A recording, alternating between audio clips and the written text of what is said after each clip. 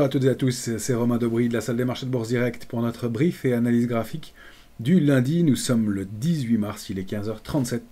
Les marchés américains ont ouvert il y a un peu plus d'une heure et pour l'instant en forte hausse avec un gap haussier, mais peut-être un rebond du chat mort. On va voir si ce mouvement est étayé ou non, alors qu'on entame une semaine particulièrement importante. Merci à toutes et à tous pour vos likes, vos retweets, vos partages et puis vos commentaires toujours positifs. Pensez à vous abonner à la chaîne Bourse Direct YouTube et puis à nos comptes Twitter aussi sur lesquels on peut retrouver le contenu et l'évolution des positions ouvertes. Et à ce propos, puisqu'on parle des positions ouvertes, eh bien on a, comme on l'expliquait dans le cours de la semaine dernière et depuis 10 jours, une séquence de hausse sur les indices européens qui s'est formée avec pas ou peu de soutien acheteurs et probablement pour des raisons plus techniques que de fond. Encore une fois, je vous disais qu'au-delà de 4009 sur l'Eurostoxx, au-delà de 8000 sur le CAC, c'était pour moi des considérations techniques qui faisaient monter les indices. Et non seulement on voit des replis assez marqués, même si les indices américains repayent cet après-midi, les indices européens sont en berne. Et par ailleurs, du côté de l'intérêt, eh bien c'est presque 22% de la position ouverte sur l'Eurostoxx qui n'a pas été reconduite. Et on a comme position ouverte sur l'Eurostoxx à vendredi soir 2 600 000 contrats futurs. C'est la plus basse position ouverte que j'ai relevée sur l'indice Eurostoxx depuis plus de 2 ans et demi. Donc, des opérateurs qui sont complètement absents, c'est que je relève cette position ouverte depuis 2 ans et demi, ça signifie que c'est probablement plus bas que ça, historiquement. Ça doit être une position ouverte, un record de très long terme. Donc, ce qu'on peut dire de cet élément-là, c'est que les opérateurs en haut de marché sont en retrait, qui ne prennent pas d'initiative, qu'il n'y a pas de vendeurs dans cette séquence-là non plus, sinon la position ouverte serait plus importante et les contrats éventuellement auraient été reconduits. Il y en a peut-être un tout petit peu sur le futur CAC 40, c'est peut-être pour ça aussi qu'il est un peu déprimé, on peut dire, en ce début de semaine, mais c'est pas très fort. En revanche, on a un ratio de couverture qui est au plus bas, pareil, on a vraiment un nombre d'options d'achat qui est très fort par rapport au nombre d'options de vente. On est carrément passé en optimisme fort sur les indices européens. Encore une fois, je ne parle pas d'euphorie, parce que pour moi l'euphorie est liée à d'autres critères, pas uniquement le ratio de couverture, mais un ensemble d'éléments. Là, je pense qu'à court terme, les opérateurs risquent d'être rappelés à l'ordre pour des considérations techniques, pour des considérations justement de complaisance, de léthargie. On n'est plus très vigilant sur ce marché et on a tendance à penser que ça rebondit toujours, ce qui est encore le cas, il faut le dire, sur les indices américains, mais on va le voir sur des niveaux techniques majeurs. On a une semaine qui est évidemment déterminante avec, comme rendez-vous principal, celui de la Fed, bien sûr, c'est la réunion de la Fed mercredi, et le discours de Jerome Powell qui va s'en suivre. Ce sera à 19h30 heure de Paris mercredi soir, puisque les indices américains ont changé d'heure il y a 10 jours déjà, donc une heure plus tôt que l'heure de discours habituelle. Demain, on aura le ZIU du sentiment économique en Allemagne. Mercredi, donc la Fed, ça c'est le rendez-vous majeur. Toute une batterie de PMI manufacturiers en France, en Allemagne, en zone euro et aux États-Unis jeudi. Et puis l'IFO du climat des affaires en Allemagne aussi vendredi. Donc vraiment là, tout ce qui se joue ici, c'est autour et en amont de la réunion de la Fed. C'est ça qui va être le plus important. Encore une fois, avec une position ouverte qui est très en retrait, donc pas d'intérêt spéculatif marqué, des opérateurs qui sont en fait prudents, et c'est ce à quoi j'attribue moi une grosse part du rebond d'aujourd'hui sur les indices américains et cette petite déprime qu'on voit en revanche sur les indices européens aujourd'hui.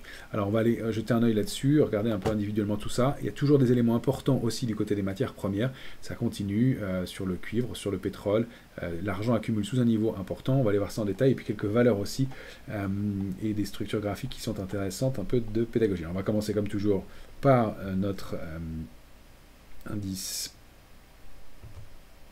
S&P 500 en journalier. Il est ici, on est toujours dans notre grand trading range 5100,92.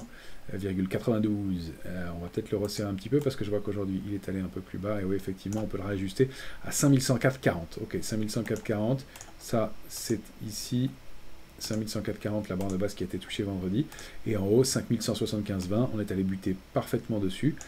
On ouvre avec un gap, et avec cette médiane à l'intérieur de ce range 5147.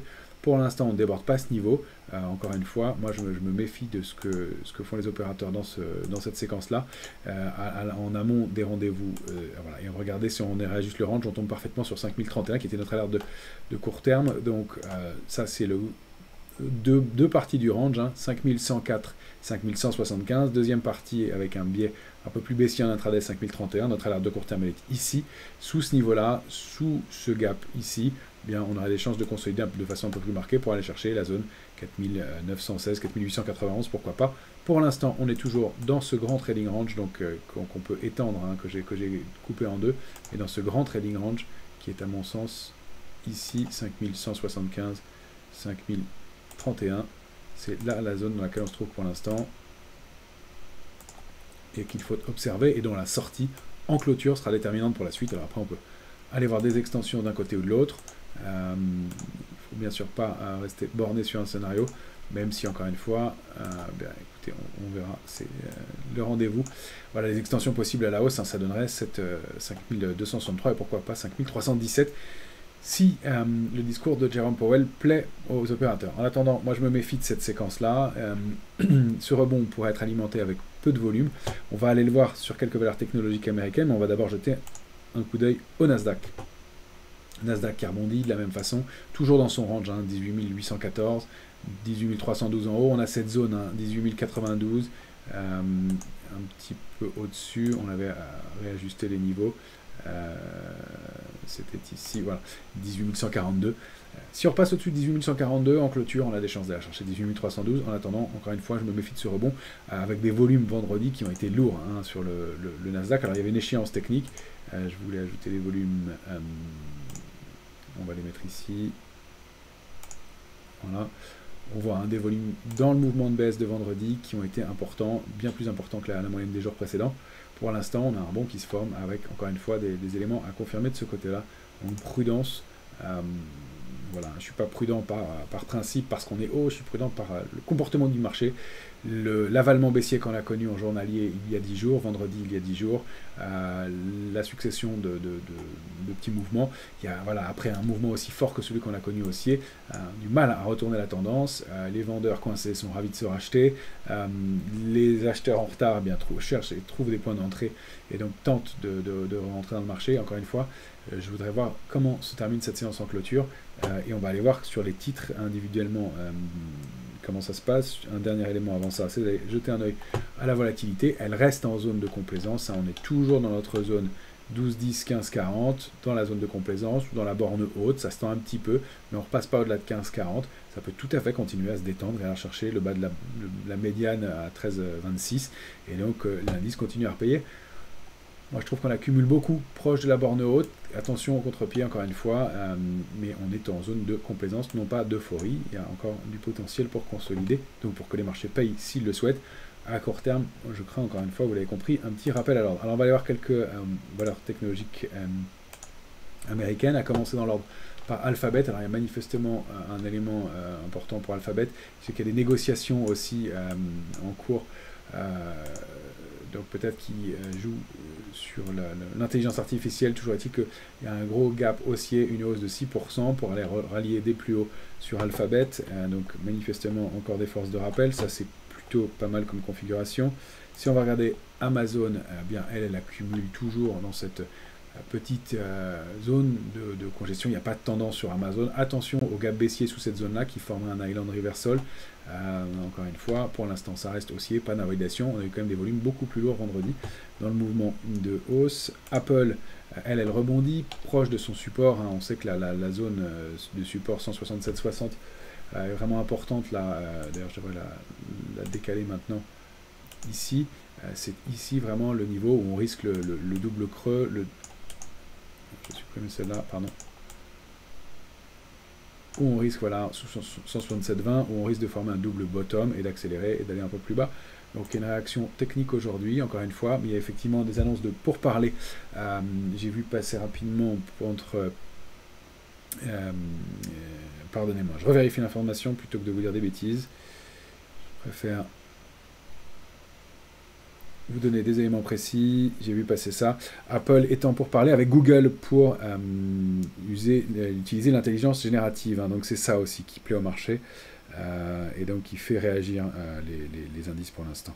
Donc voilà, pardon pour cette petite pause, c'était important d'avoir la référence correcte. Donc voilà pourquoi il y a un rebond aujourd'hui sur ces deux valeurs. Attention, encore une fois, dans le contexte et dans l'attente, hein, en tout cas, du gros rendez-vous de la Fed à venir, à ne pas surpayer. Vous voyez que sur un Microsoft, ça reste haussier, mais sans tendance. On est toujours au-delà de 405, avec comme cible 445. Il n'y a pas d'invalidation de la tendance, mais prudence sur le titre quand même. Et puis Nvidia. Alors Nvidia, elle est sortie par le haut d'une zone de congestion. Hop, c'est allé trop vite, pardon. C'est sur Nextera, c'est une autre, ça c'est dans les énergies renouvelables. Nvidia, elle est ici, vous avez le graphique en journalier, elle est sortie par le haut d'une congestion triangle, et regardez déjà l'invalidation. Encore une fois, attention à ces mouvements-là, dans un marché qui reste, à mon sens, en tout cas, à mettre en vigilance jusqu'au rendez-vous de la Fed, et qui, même sur Nvidia, a connu des dégagements avec des volumes qui étaient un peu plus importants. Là, il ne s'agit pas de retournement de tendance, hein, bien entendu, il s'agit de prise de bénéfices, de consolidation après des parcours importants, mais voilà, c'est peut-être pas le timing idéal pour repayer et rester trop euphorique, trop complaisant, trop endormi dans ce marché qui pourrait et qui a donné des signaux de faiblesse, notamment du côté des volumes et des accélérations baissières et des contre-pieds depuis la fin de la semaine dernière. Donc, maintenant, je voulais venir sur les indices européens. Vous allez voir que là, c'est moins brillant. Je n'avais pas montré Tesla, mais Tesla, voilà, elle est ici. Elle rebondit pour l'instant sur une oblique baissière de long terme. Il y a une petite réaction au-delà du support majeur intermédiaire à 154. Il y a peut-être une réaction d'excès sur le titre. Attention, les volumes étaient quand même bien plus forts dans les mouvements de baisse. Il va falloir sortir de cette zone de congestion pour envisager un rebond.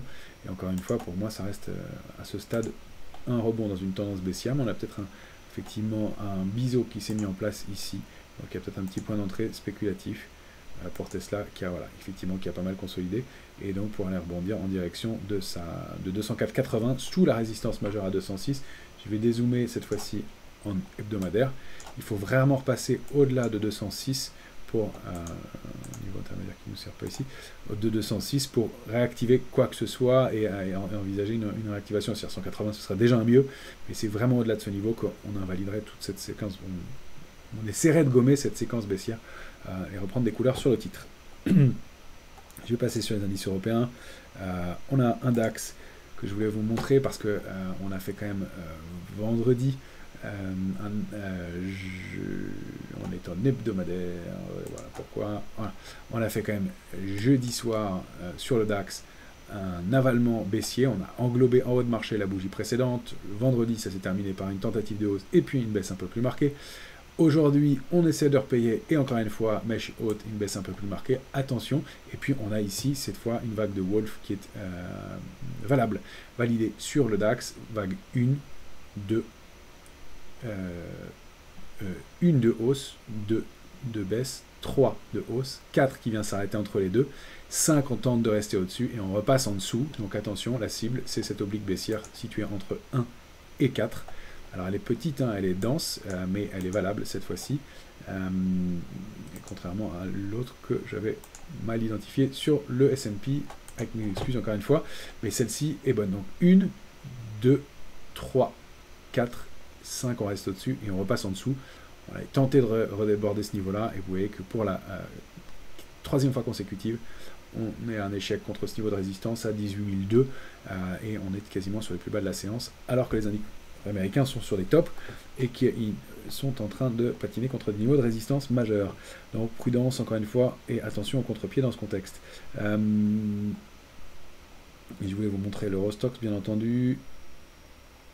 L'Eurostoxx qui bute lui toujours autour de 4992, alors même élément, lui il avait fait ce qu'on appelle une couverture en nuage noir jeudi, c'est-à-dire que là les acheteurs avaient la main en début de séance jeudi, et puis les vendeurs ont repris la main au cours de la séance et on termine en dessous ou autour de la médiane de la bougie précédente, c'est ce qu'on appelle une couverture en nuage noir, et ça se confirme pour la suite, donc un signal encore une fois un peu lourd pour les heures à venir. Et puis sur le CAC 40, on est en train de former un avalement baissier après des mèches basses, vous les voyez ici, de la même façon, donc attention, on est en train de tester notre alerte. Je vous prends l'indice CAC 40 cash au journalier, étoile du soir, étoile filante, bougie rouge d'avalement a priori en clôture. Attention à ces mouvements-là de consolidation. Je vous disais qu'au-delà de 7940, à mon sens, on n'avait pas beaucoup de momentum. Cette zone-là, à mon avis, va être une zone dans laquelle qu'on va revisiter. Donc 8174, 7940 sur l'indice CAC 40 cash est probablement une zone dans laquelle on va devoir consolider un peu. Donc ça fait quand même 2-3% de baisse sur l'indice CAC 40 à venir. Attention, donc dans les heures qui viennent, voilà, 2% sur les 2,5 sur les cours actuels, 3 si on va en bas de la zone. Alors voilà, regardez ça en détail sur le futur, qui est le produit, l'actif qu'on peut traiter, le futur CAC 40. Voilà, là c'est très propre graphiquement, et vous voyez, on avait dans notre point de vendredi indiqué zone d'alerte intraday 158-173, on est pile dedans. Donc attention, la zone 8158-8173, on a un grand trading range qui est 8158-8227, il est très propre. On a tenté une fois, 2 fois, 3 fois d'en sortir par le haut, invalidation, on rebaisse, rebond, et là on casse aussi cette oblique qui était une petite oblique de plus court terme. La rupture de 8158 permettrait de dupliquer le range par le bas et d'aller chercher 8089 et pourquoi pas la zone 8072-8089. L'alerte de court terme elle est plus basse, on a construit, je l'ai remonté un peu, mais c'est en dessous de 8054. Encore une fois, rien de méchant, mais on accumule quand même, alors que les indices américains sont en train de patiner, nous on accumule sur des points bas. Donc attention à une rupture et une accélération baissière un peu plus marquée. Donc tant qu'on est sous 8188-195, eh bien c'est un signal de baisse qu'on va préférer et on va travailler dans le sens vendeur de préférence. Quelques titres, je vais vous montrer. Oui, Hermès sur le CAC 40. Pourquoi? Parce qu'Hermès a été touché sa cible haussière, donc ça aussi c'est un signe qui invite peut-être à un peu de prudence. Hermès est ici. Là j'ai fait un graphique très simplifié, ce sont des éléments en hebdomadaire que je vais vous montrer. Hermès, graphique hebdomadaire, c'est simple, elle avait consolidé de avril 2023 à février dernier dans ce grand trading range 1652-2021. Je vais vous afficher les prix en plus gros.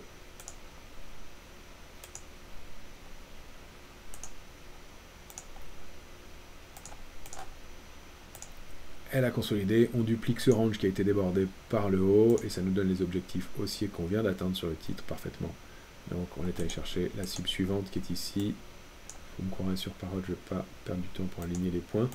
Ça avait été calculé et je vous l'avais indiqué, 2394 c'est une cible atteinte et on voit que le titre bute sur ce niveau-là pour l'instant, il n'y a aucun retournement, mais si les titres les plus forts de la cote, eh bien, bute un peu, il y a peut-être de quoi être un peu attentiste, en tout cas sur les indices à court terme. Je voulais vous montrer LVMH, on s'est repositionné à la baisse sur le titre. Ma vague de Wolf a été invalidée, débordée par le haut, mais en journalier, on a aussi bien, cette accélération haussière, étoile filante, bougie baissière ensuite, lourde. C'est une figure d'étoile du soir. Donc ma vague de Wolf a été débordée, mais sur un niveau de résistance majeur, étoile du soir, il y a des bons éléments qui laissent à penser un retracement en direction, pourquoi pas dans un premier temps de 850 autour, mais surtout ce niveau de support à 815. Donc attention, les mouvements qui se passent avec du volume un petit peu plus lourd aussi. Voilà sur les éléments à court terme. Je voulais vous montrer Maison du Monde sur laquelle on avait bien travaillé, bien exploité une vague de Wolf. Je voulais vous la présenter pour vous montrer comme le signal peut être propre. Cette fois-ci, on l'a bien exploité. On avait une séquence de baisse, vague 1 ici, 2 de rebond, 3 de baisse à nouveau, 4, alors je vais le faire en hebdomadaire, on ne sera plus visible, voilà, avec un niveau de résistance majeur que je vais supprimer à 5,04, je l'avais mis au cas où. Voilà, hein, séquence de baisse, vague 1, 2 de rebond, 3 de baisse, 4 de rebond, elle est petite, elle est ici, 5, on passe sous l'oblique 1, 3, on passe en dessous, on la réintègre et ça accélère, et regardez l'objectif comme il a été parfaitement touché, l'objectif marqué par le point 1 et le point 4, cette oblique qu'on a été chercher ce matin parfaitement et qui nous a permis de faire un petit aller-retour de 15% en quelques séances. Donc voilà, une vague de Wolf qui a très bien fonctionné sur Maison du Monde. C'est pas un titre qui est terrible fondamentalement parlant, mais il a donné un très bon signal technique à l'instant. Voilà, donc des éléments intéressants et puis qui peuvent vous intéresser à court terme. À regarder, je voulais vous montrer aussi un ETF, le BNK, le secteur bancaire, BNK zone euro. Voilà, c'est la banque, le secteur bancaire qui est un secteur qui surperforme nettement, un des rares qui surperforme nettement en Europe pour l'instant. Voilà, l'Ixor STX BNK en hebdomadaire, son code BNKE, puisqu'il intègre ces zones euro. Il est arrivé quand un niveau de résistance parfait à 145, en haut du canal aussi, au sein duquel il évolue depuis mars 2023, une fois, deux fois, touché là et là, et on vient de toucher la borne haute. Il y a un petit peu de divergence, un peu d'excès sur les oscillateurs, et puis notamment sur l'ADX qui arrive à 62 en journalier, donc attention, ce sont des signaux qui peuvent inviter à prendre au moins du bénéfice. Pas de retournement de tendance, mais on se méfiera quand même d'un marché qui a bien payé et d'un niveau de résistance important, avec un petit peu de doute sur un secteur qui a été fort récemment. Je voulais faire un petit point sur l'Asie aussi. Notre ETF PAEJ continue son parcours, il y a eu un peu de consolidation, mais globalement ça reste bien haussier. Là on a eu un petit peu de repli, mais les volumes restent à la main des acheteurs et ça repaye un peu. Je voulais vous montrer l'autre tracker CNAA qui sort d'un biseau baissier avec donc voilà toujours du momentum, des volumes qui ont été très lourds et très importants à la hausse vendredi, et donc une premier niveau de résistance à 132, 146, l'invalidation elle est lointaine, et comme c'est un biseau de long terme, je crois que je l'ai vu en mensuel. Ouais, je l'avais tracé en mensuel. Voilà, la première cible, la cible idéale du biseau, c'est 163, ça fait une vingtaine de pourcents de hausse sur cet ETF qui, eh bien, manifestement sort d'une grosse congestion par le bas. Donc il se passe bien quelque chose en Chine, comme on l'a pressenti et indiqué depuis quelques temps. Déjà, je voulais passer aussi évidemment, faire un tour du côté des matières premières. On va commencer par le Brent, qui est haussier. Alors avec toujours une tendance haussière qu'on a du mal à capter, on n'a pas réussi à rentrer dessus directement, mais on l'a fait sous forme de panier avec le Como. Voilà, hein, le Brent qui se trouve toujours au-dessus de cette ligne de tendance haussière de court terme, toujours bien préservé. On l'a accéléré au-dessus de 81,40. Ça, c'est le Brent graphique mensuel. On va zoomer en hebdomadaire. C'est le full mai 24, pardon, je n'ai pas ajusté. C'est le futur 24. Le canal baissier, on peut plus vous en indiquer maintenant, c'est plus intéressant, mais je l'ai conservé assez longtemps parce qu'on avait rebondi dessus. Toujours haussier, alors encore une fois, avec un momentum délicat, mais il n'y a pas beaucoup de force dans le mouvement, et un petit canal haussier. Attention, on est sur la borne haute du canal, alors ça peut toujours être débordé, mais c'est pas l'endroit idéal pour entrer. On essaiera soit sur repli de façon agressive à 83,59, soit dans l'idéal vers 81,40 et sur la borne basse du petit canal qu'on est en train de construire. En tout cas, ça reste haussier, et c'est ce qu'on a choisi de travailler sous forme de panier, encore une fois, avec l'ETF Como, qu'on a regardé plusieurs fois. Como, je rappelle, hein, c'est 30% de pétrole, 10% de gaz, des métaux précieux, des métaux industriels, et voilà, et le Como, qui lui, quand on dézoome en hebdomadaire, continue son parcours haussier, donc un très bon arbitrage. Le débordement de 21,62 confirmé la semaine dernière, une ouverture donc avec toujours en mire 26,08 comme cible, le débordement, le gap haussier de vendredi, la continuation haussière aujourd'hui, des volumes qui ne sont pas extraordinaires de ce côté-là, hein. Ça peut consolider un petit peu, aller faire un throwback sur les matières premières, mais en tout cas, le mouvement reste haussier, l'impulsion est bien enclenchée manifestement. Je voulais vous montrer le gaz naturel qui revient sur un niveau de support. Alors, il s'est emballé à l'ouverture, attention, voilà, au contre-pied, on a un, 2 et troisième appui sur le niveau d'1,67. Alors attention aux faux signaux, au retour au bas du canal, mais il y a manifestement un mouvement qui se met en place ici, avec encore une fois cette possibilité de double voire triple bottom, et donc au débordement de ce niveau, eh bien d'aller réaccélérer franchement, même si c'est moins flamboyant que ce matin à l'ouverture, le gaz naturel reprenait 6%, ça se calme un peu en momentum, avec en mire donc ce niveau, et la possibilité dans ce cas-là d'aller chercher au moins de 348. Attention au petit contre-pied de ce matin, encore une fois, c'est pas excellent comme mouvement à surveiller, mais il y a un momentum qui se met peut-être en place, c'est pas le plus fort, et ce contre-pied n'est pas terrible là, je constate avec vous en temps réel. Le cuivre en revanche qu'on avait évoqué, eh bien confirme, nous on est rentré dessus un peu tardivement. La sortie de jeudi a été vraiment puissante, hein, de la zone de congestion. Elle avait commencé avant et puis elle s'est confirmée mercredi brutalement, avec une hausse de 3,5%. Aujourd'hui, on est en train de déborder un niveau de résistance intermédiaire. On conserve cette position Et je vais dézoomer sur le cuivre que vous avez, donc le cuivre échéance mai, voilà, en hebdomadaire.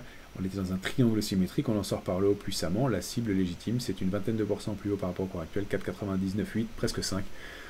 Au-delà de la résistance majeure à 4,95, il y a des niveaux intermédiaires, probablement, hein, un tempo dans le marché, mais en tout cas un mouvement haussier fort avec des volumes 2 ou 3 fois supérieurs à la moyenne, une congestion qui date, on le rappelle, de 2022, hein, avril 2022, avec, voilà, moi j'ai choisi de prendre ce point-là comme base du triangle parce qu'on n'a pas tout à fait touché la borne basse ici, c'est un objectif conservateur entre guillemets, c'est quand même pas mal déjà. Si on retourne voir ces niveaux-là, qui sont des niveaux de très long terme hein, sur le cuivre, puisque c'est des niveaux qui dataient des résistances qui dataient de 2011, avant la zone 2021-2022, avant la période 2021-2022. Donc, en tout cas, un momentum très haussier.